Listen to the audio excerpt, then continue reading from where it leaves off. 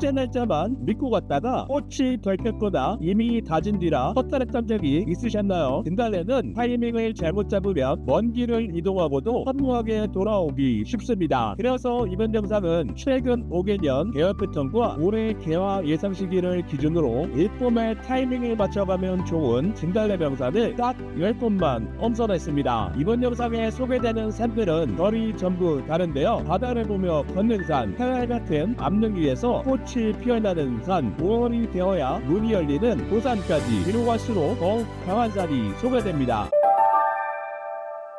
오늘 묘일 남쪽에서 먼저 시작되는데요. 그 시작을 가장 강렬하게 보여주는 산이 여수 영치산입니다. 산 전체가 진달래로 불타오르며 길 너머로 남해바다까지 펼쳐지는 곳입니다. 해발 510m로 높지는 않은 산인데요. 그런데 봄이 찾아오면 완전히 다른 산이 됩니다. 축구장 140개 규모의 진달래 군락이 능선과 사면을 분홍빛으로 뒤덮기 때문입니다. 대표적으로 골명제에서 가마봉으로 이어지는 양쪽 능선, 가마봉에서 정상 진례봉으로 이어지는 능선이 핵심 구간입니다. 진달래와 바다를 한 화면에 담을 수 있는 산, 결코 흔하지 않습니다. 그럼 언제 가야 할까요? 최근 5년 흐름을 보면 개화는 대체로 3월 중순에 시작되고 절정은 보통 3월 말에서 4월 초 사이에 형성됩니다. 올해 절정기는 3월 29일부터 4월 6일 사이가 가장 유력해 보입니다. 영치산은 축제 날짜와 실제 절정 기간이 자주 어긋나는 편입니다. 따라서 출발 전에 인스타그램이나 네이버에서 현장 사진을 먼저 확인하고 출발하세요. 영치산을 처음 방문하신다면 불고개 주차장에서 출발해 가마봉과 진례봉, 공제를 거쳐 골명제를 지나 원점으로 돌아오는 코스가 가장 무난합니다. 흥국사 방면 주차장에 차를 세우고 진례봉 정상까지 오른 뒤에 가마봉과 골명제를 거쳐 인도로 돌아오는 코스도 좋습니다. 골명제 방면에는 벚꽃 군락지가 형성되어 있고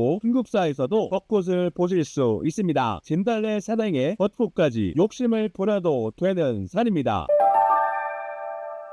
영치산이 봄의 시작이라면 노고단은 봄의 품격입니다. 해발 1507m, 지리산 고지대 능선 위에서 피어나는 진달래는 분위기 자체가 다릅니다. 여기서는 봄이 산 정상까지 올라온 순간을 보시게 됩니다. 노고단의 주인공은 펄 진달래입니다. 운이 좋으면 펄 진달래와 함께 운해가 깔리는데 노고단의 운해는 지리산 10견 가운데 하나로 꼽힙니다. 최근 5년을 살펴보면 개화는 4월 중순에서 하순 사이, 절정은 4월 말에서 5월 초 사이가 대부분이었습니다. 올해 절정 시점은 4월 29일부터 5월 6일 사이가 가장 유력합니다. 노고단은 방문 목적에 따라 동선을 다르게 계획할 수 있는데요. 처음이라면 성삼제 휴게소에서 출발해 노고단 정상까지 왕복하는 코스가 가장 무난합니다. 성삼제 휴게소 주차장까지 차로 올라오면 이미 해발 1102m입니다. 여기서 노고단 정상까지는 대부분 걷기 편한 인도길이며 일부 돌계단과 비교적 걷기 편한 데크길이 이어집니다. 편도로 1시간이 조금 넘습니다. 산행을 좀 더 길게 즐기고 싶다면 화엄사에서 시작해 문행길을 거쳐 노고단까지 오른 뒤에 성삼제 휴게소로 내려와 버스나 택시로 화엄사까지 돌아오는 방법도 있습니다. 여유가 있다면 노고단 대피소를 활용한 1박 일정도 좋습니다. 하룻밤을 묵은 뒤에 이른 아침에 노고단에 올라 운해와 일출, 진달래를 함께 마주하는 경험은 오래 기억에 남을 것입니다. 다만 노고단 정상부는 국립공원 예약 시스템을 통해 미리 예약해야 오르실 수 있습니다. 4월 말에서 5월 초라도 고지대 바람은 생각보다 강한 편인데요. 새벽에 오르신다면 경량 패딩을, 낮에 오르시더라도 갑작스러운 날씨 변화에 대비해 방수 자켓 하나는 챙기는 것이 좋습니다. 다음은 진달래 군락지 규모로만 따지면 국내 최대급입니다.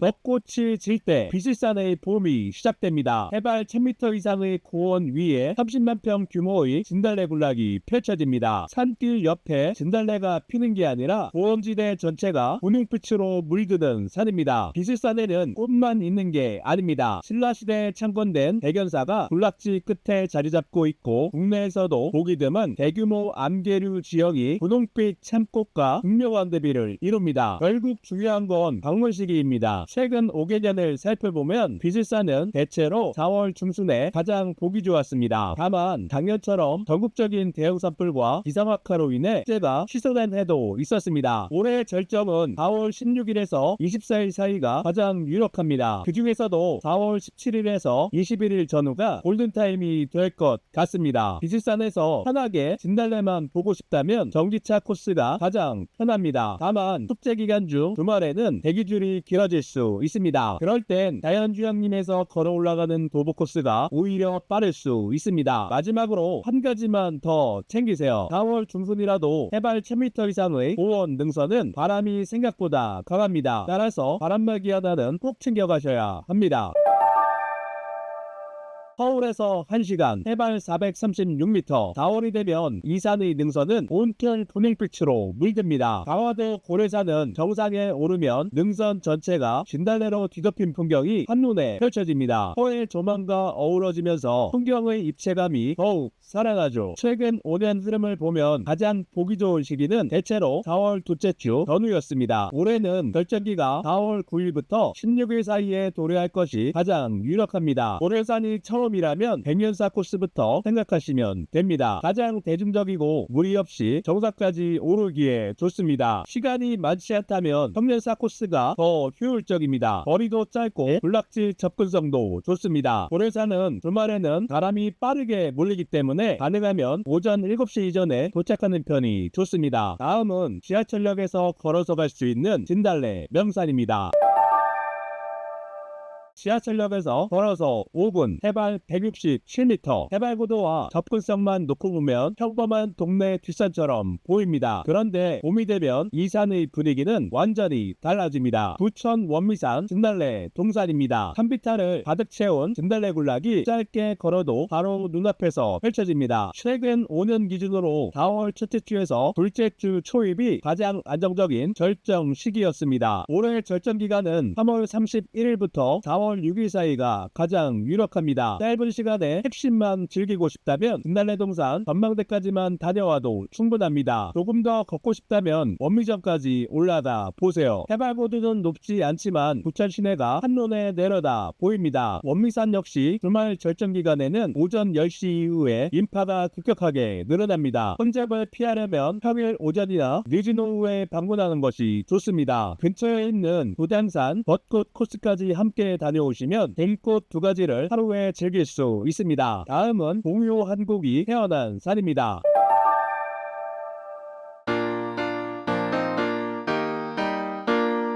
이 노랫말이 태어난 곳 창원 천주산입니다. 해발 639m 정상부를 따라 진달래 군락이 넓게 펼쳐지고 만개하면 능선 전체가 분홍빛으로 물듭니다. 진달래 능선 너머로 꽃과 도시 풍경이 한 번에 들어오는 장면이 천주산의 가장 큰 매력입니다. 최근 5개년을 살펴보면 천주산의 절정 시기는 대체로 4월 첫째 주 후반에서 둘째 주 초반 사이였습니다. 올해는 4월 6일에서 11일 전후가 그 저기로 가장 유력합니다. 천주산을 처음 방문한다면 천주암 코스가 가장 무난합니다. 거리도 짧고 정상부 진달래 군락지까지 비교적 빠르게 오를 수 있습니다. 달천계곡 코스는 숲길과 계곡을 지나 정상부 군락까지 이어져 풍경이 다채롭게 변합니다. 주말 절정기에는 주차장이 매우 빨리 차기 때문에 가능하면 이른 시간에 도착하는 편이 좋습니다. 거제 대금산 해발 437m 정상에 오르면 진달래 군락 너머로 남해바다가 시원하게 펼쳐집니다. 진달래 군락과 바다가 이렇게 가까운 산은 많지 않습니다. 대금산은 개화 시즌이 빠른 편이지만 정상부 군락이 가장 좋은 시점은 해마다 조금씩 변동됩니다. 올해 정상부 군락 절정 시기는 4월 4일에서 4월 9일 사이가 가장 유력합니다. 다만 입산 통제 여부에 따라 실제 방문 가능 시점이 달라질 수 있으니 출발 전에 거제시 공식 채널을 통해 확인하는 편이 좋습니다. 가장 무난한 건 뇌포 방면 인도에서 시루봉을 거쳐 정상으로 오르는 코스입니다. 가장 짧게 보려면 반대고개 쪽에서 군락지와 정상만 보고 왕복하는 코스가 효율적입니다. 이번에는 역사가 있는 산입니다.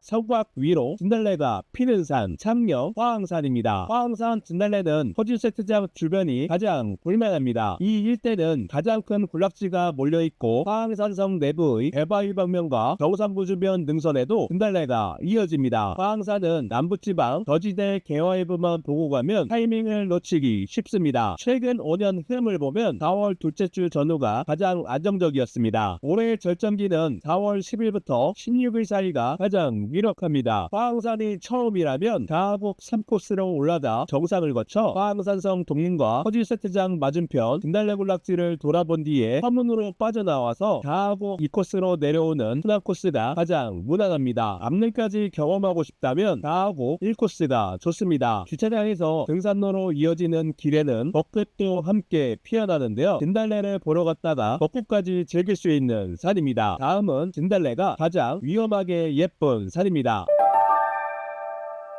진달래가 피어나면 동양산수와 한폭이 살아 움직이는 산입니다. 그곳은 바로 전남 광진과 해남에 걸쳐있는 덕룡산과 주작산입니다. 거친 암릉과 바다조망, 진달래가 어울린 풍경이 이 산의 가장 큰 매력입니다. 두 산을 잇는 능선은 남도의 공룡능선으로 불립니다. 해발고대는 300에서 400m대로 낮지만 36개의 암봉이 칼날처럼 이어진 능선은 1000m 이상의 산 못지않은 긴장감을 줍니다. 주작 덕룡은 남도의 끝자락이라 진달래 시즌이 빨리 도래하는 편입니다. 최근 흐름을 보면 올해 역시 3월 말에 개화가 시작되고 가장 좋은 시기는 4월 첫째 주가 될 가능성이 높습니다. 소선문 쪽에서 출발하는 코스는 암릉의 매력이 가장 강하게 드러나는 대신 체력과 경험이 확실하게 받쳐줘야 합니다. 객산과 덕룡산은 주말 절정기에는 경산로 혼잡으로 인해 하산 시간이 크게 지연될 수 있습니다. 비상탈출로 위치를 미리 확인하시고 방각 과 충분한 식수를 반드시 챙겨서 출발하세요. 마지막은 5월이 되어야 문이 열리는 산입니다.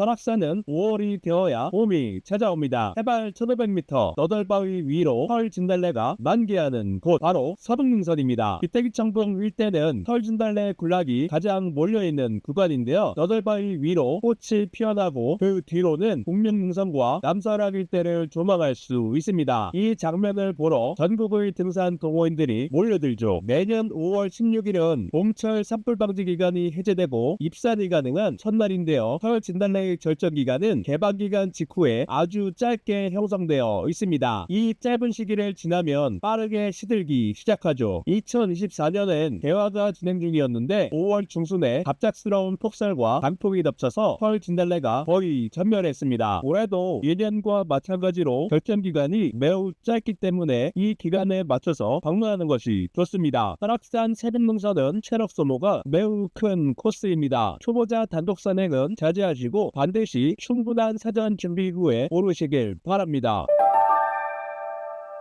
10곳을 다 살펴보셨다면 올봄 진달래 산행 기준은 이미 잡히셨을 겁니다. 10곳 중 어디가 가장 끌렸는지 댓글로 남겨주시고 다음에 방문하실 때 꺼내보실 수 있게 저장해 두시면 훨씬 편리하실 겁니다. 앞으로도 시행착오를 줄여주는 아웃도어 정보로 찾아오겠습니다. 구독과 좋아요 부탁드립니다. 아웃도어 큐레이터였습니다. 감사합니다.